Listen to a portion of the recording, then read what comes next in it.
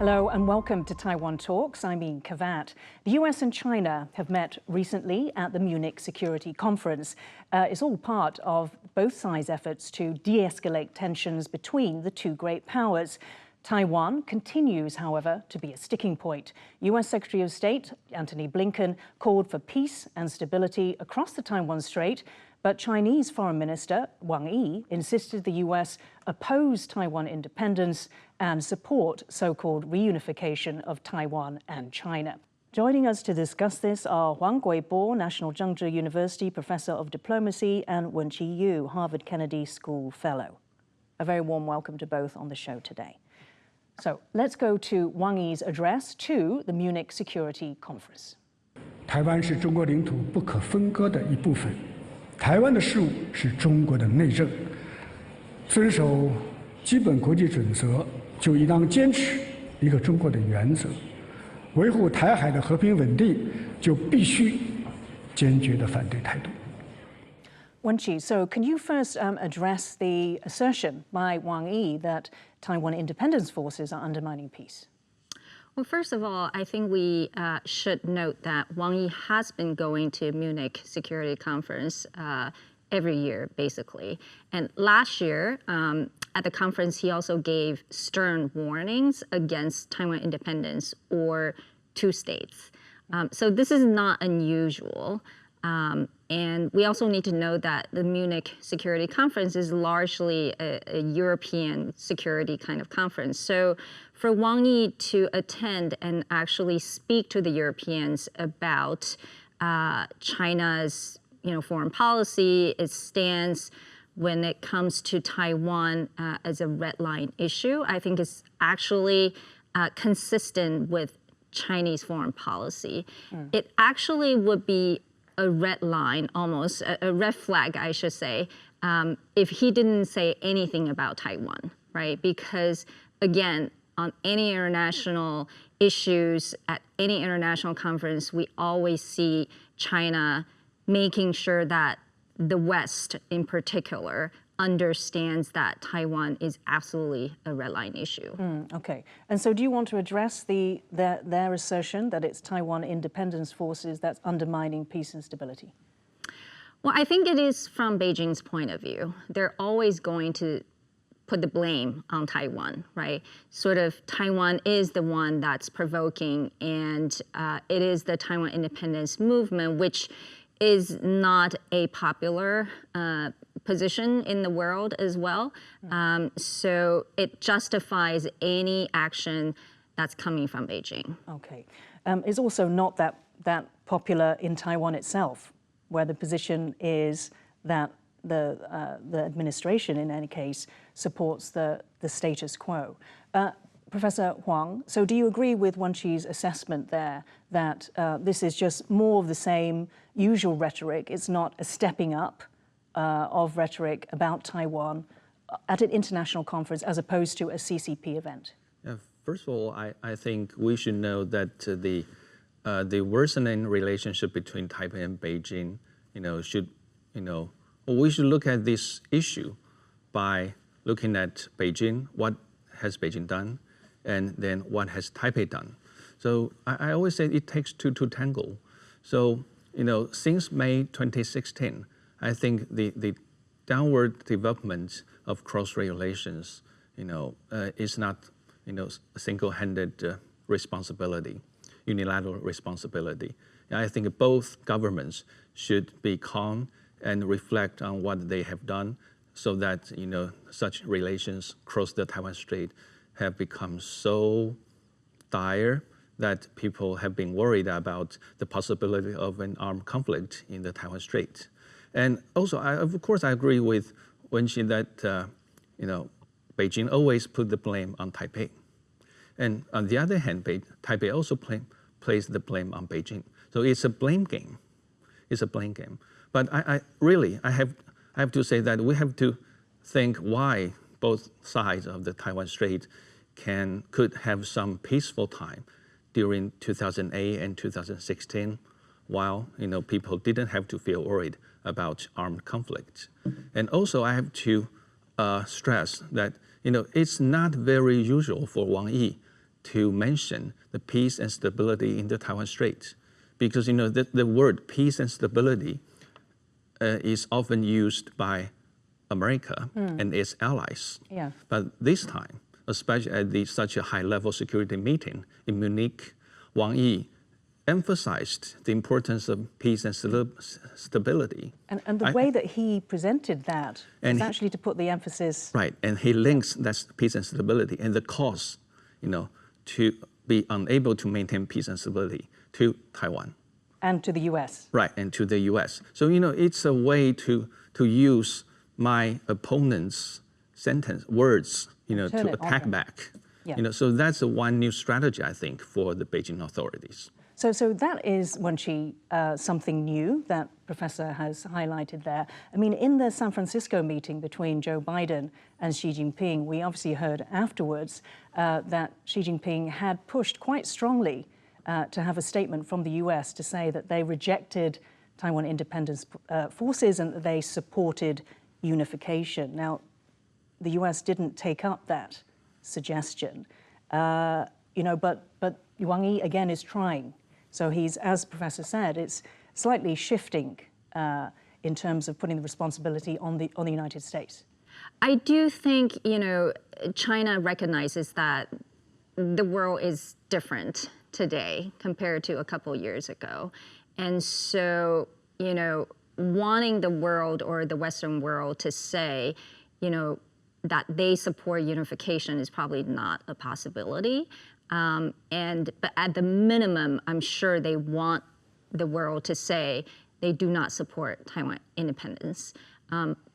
Even though, again, recognizing that either is not possible at this moment, but making sure that pushing this line is for sure, they want the world to know about their position. So, yeah. Professor Huang, Mike Gallagher, who is the chairman, obviously, of the U.S. House Select Committee on China, was recently in Taiwan.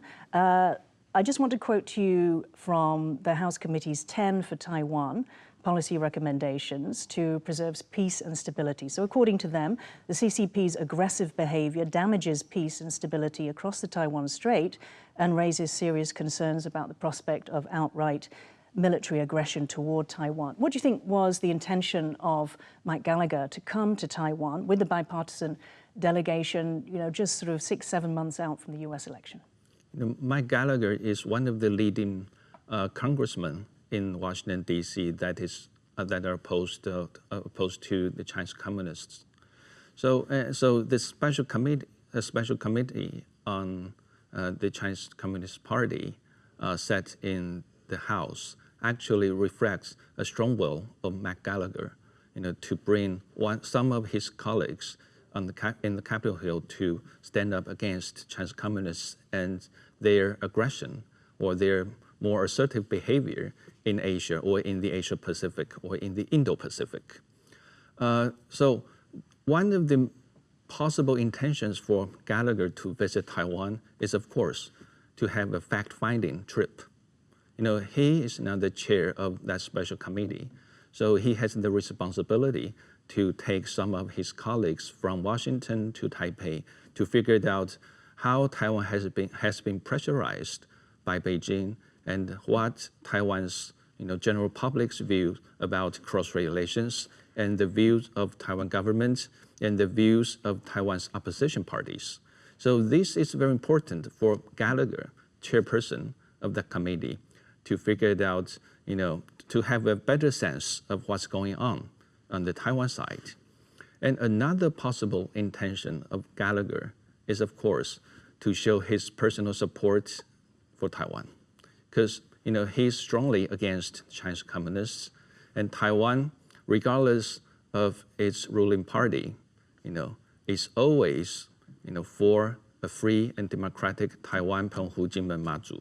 So these valuable, parties in Taiwan, I think for Gallagher, is a very important asset for him and for those people against Chinese communists, in the current international system to fight against any unnecessary move of these communists. We basically see Wang Yi and the messaging and the rhetoric trying to get the US, trying to put some responsibility on them, to support unification, to that sort of thing. But then we have a bipartisan delegation that comes over and is very firm about their position.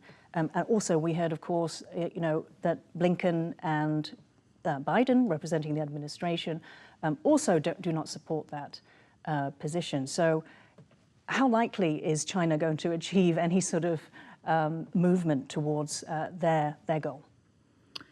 Well, first of all, I think in terms of Mike Gallagher, he announced this trip right after Taiwan's presidential election. So I think that was always planned because, for his committee, which is probably right now the most, I would say, the highest profile committee in the U.S. that's focused, in the U.S. Congress that's focused on China now. So they've been able to convene a lot of high-profile meetings, getting a lot of news attention. And so, I do not think he was trying to do this to provoke China or in any way, but for sure, because, it was a planned visit, and it was actually part of his Indo-Pacific trip. So he's not just coming to Taiwan, he's actually going to other places too. And so, again, I actually think it would be weird for the entire delegation to visit the region without coming to Taiwan, since Taiwan is such an essential part of the overall conversation on China. So that's number one. Number two, it's also interesting because, he just announced that he was going to step down, right, by the end of his term.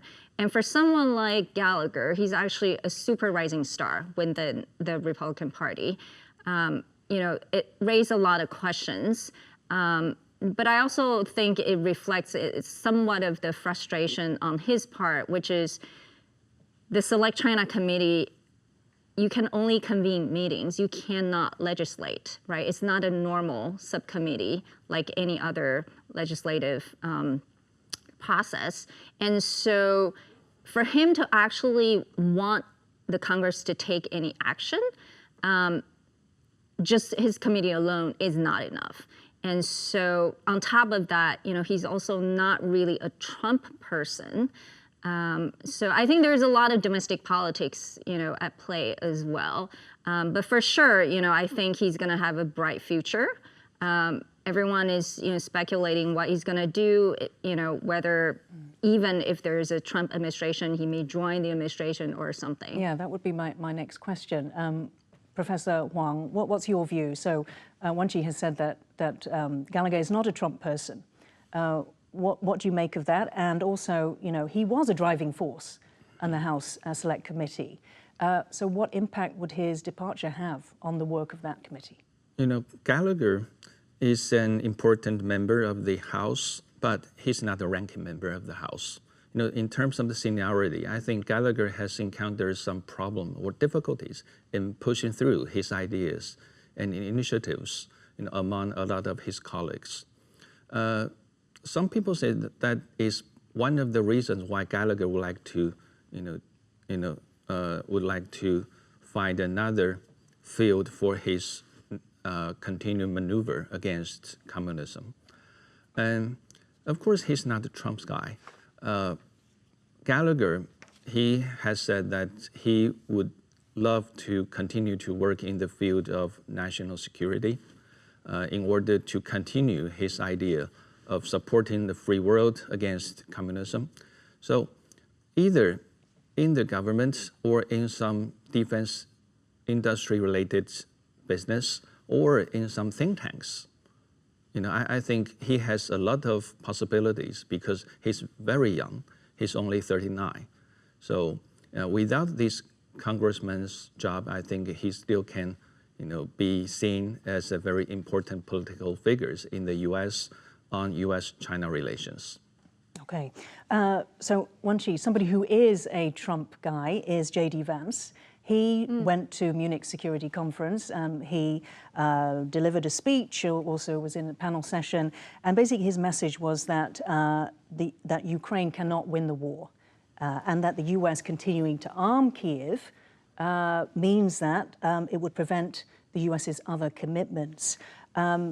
So given that we know that Donald Trump is likely to face off against Joe Biden in November and has a chance at the presidency, as a Taiwanese, do you want the US to keep supporting Ukraine? Because that probably would mean that, if there was any Taiwan conflict, then perhaps the US might stay the course with Taiwan too. Or do you see that freeing up US resources would mean that more can be directed towards deterring China?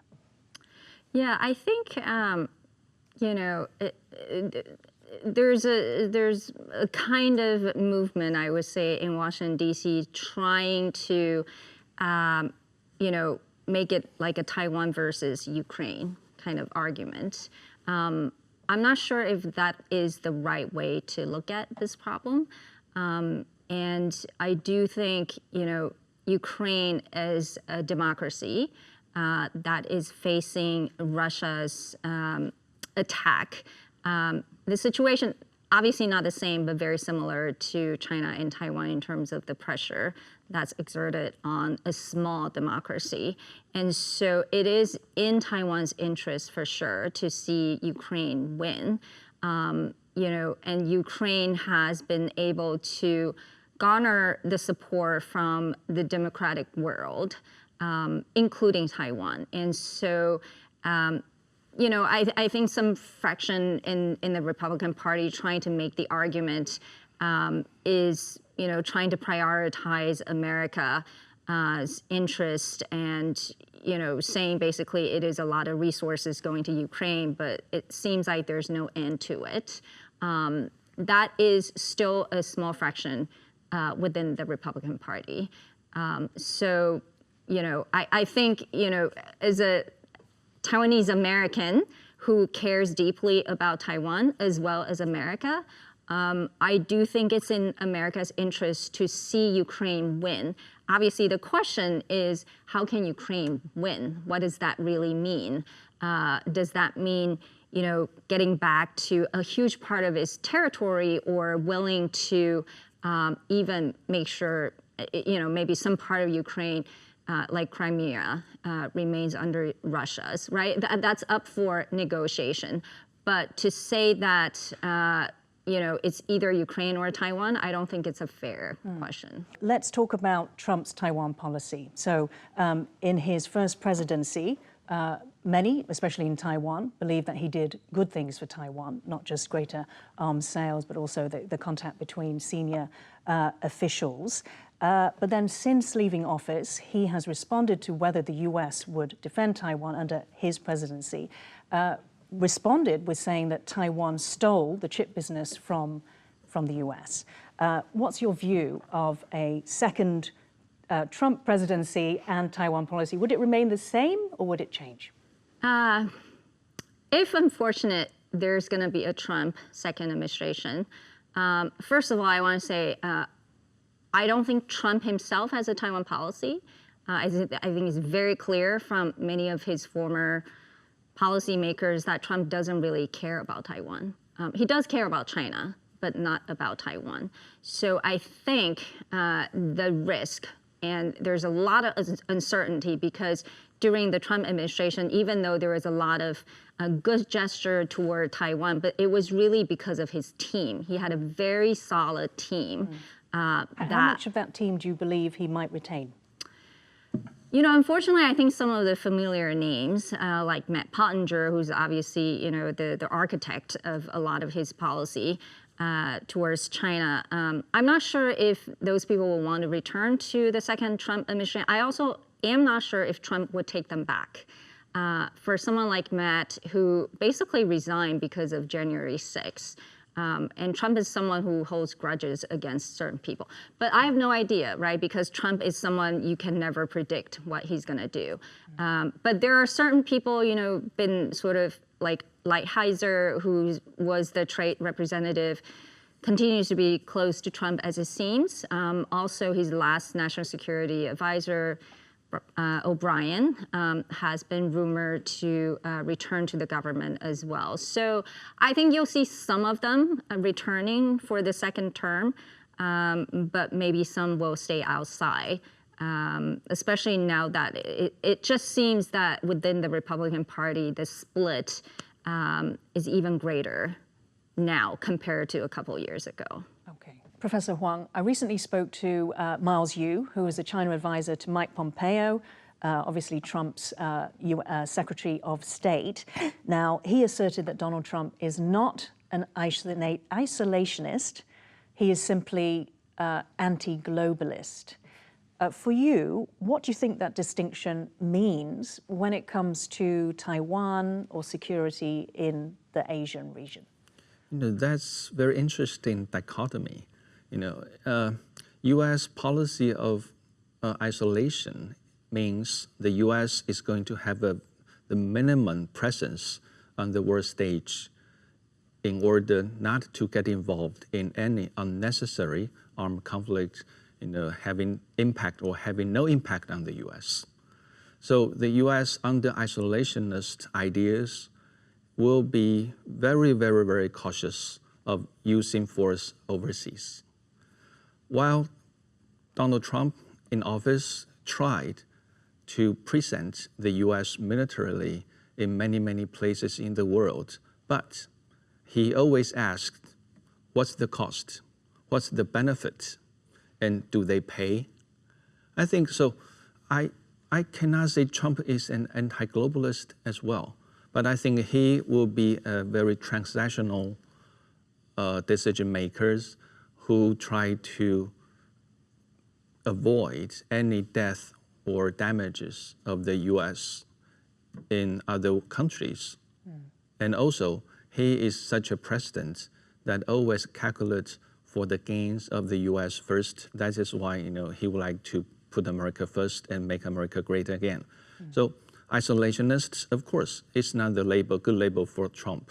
And anti-globalists, to me, I think is not a very appropriate label for Trump as well. So I think transactional and cautiously transactional, I think is the right label for Trump. Okay. February 24th marked the entry of the third year of Russia's invasion of Ukraine. Obviously, it did kick off in 2022. In Munich, Wang Yi met with Ukraine's foreign minister, as he's done before, and explicitly committed not to supply lethal weapons to Russia. How would you characterize for China the Ukraine conflict versus the Israel-Gaza conflict? Which one do they prioritize? Which ones could they benefit from more? I think my hunch is that mainland China prioritize Russo-Ukrainian war to, the Gaza conflict, because in the former, mainland China and Russia has had the strategic relationships that has been rebuilt to the higher level, so that there's a lot of concern from the West that whether or not such a Russian-Chinese strategic coalition will be a future big challenge for the West's liberal order in the international system. As for the Gaza, actually, the Beijing authorities has had an okay relations with the Hamas, and Beijing's relations with Israel actually depends on Israel-U.S. relations as well. So my point is that, for Beijing, I think the most important thing is, of course, to maintain its strategic cooperation with Russia when Russia is facing, such a prolonged war in Ukraine. And so Beijing has been very skillful in terms of showing support for Russia while not very much offending Ukraine. So you can see the first time when Xi Jinping met with Zelensky, the time was 1 year after the outbreak of the armed conflict. And mainland China's stance is always very neutral. like negotiation in order to achieve peace, and the protection of civilians during the wartime, etc. And like recently, mainland China said it will not provide any lethal weapons to Russia.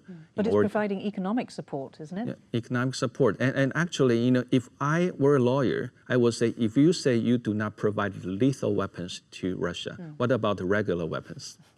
So, anyway, so mainland China's stance there, has been very obvious that it supports more for Russia, but actually, on the other hand, it tried to appease Ukraine that, hey, even though I have to stand with Russia, but I am not going to kick you down.